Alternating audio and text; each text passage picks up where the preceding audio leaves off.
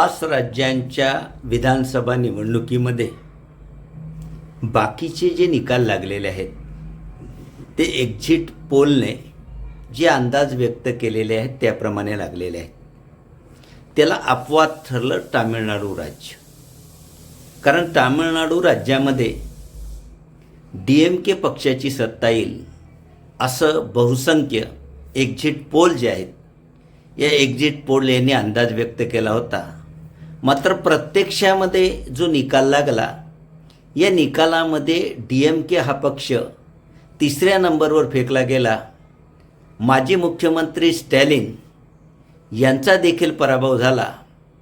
आता हा तामिळनाडूमध्ये जो अभूतपूर्व निकाल लागलेला आहे या निकालामागचं महत्त्वाचं कारण असं आहे की तामिळनाडूच्या राजकारणामध्ये जे चित्रपट क्षेत्रामधले लोक असतील यांच्याबद्दल एक प्रकारचं अनामिक आकर्षण जे आहे ते अनामिक आकर्षण तिथल्या लोकांमध्ये आहे.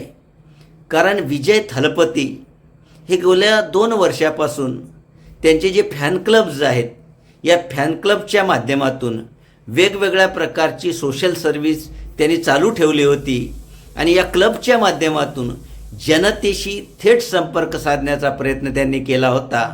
आणि निश्चितच त्याचा फायदा जो आहे तो त्याचा फायदा त्यांना निवडणुकीमध्ये मिळालेला दिसून येतो.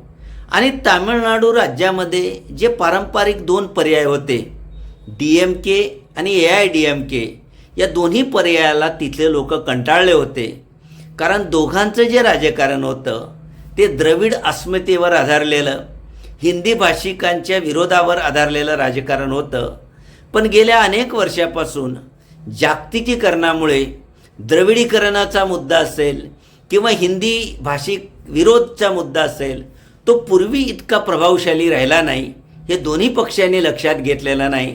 त्याचा परिणाम तामिळनाडूमधली जी तरुण पिढी आहे या तामिळनाडूमधल्या तरुण पिढीला काय अपेक्षित आहे हे लक्षात घेऊन थलपती विजय यांनी तरुणांना हाताशी धरून मोठ्या प्रमाणावर आक्रमक पद्धतीने प्रचार केला. लोकांशी थेट संवाद साधला.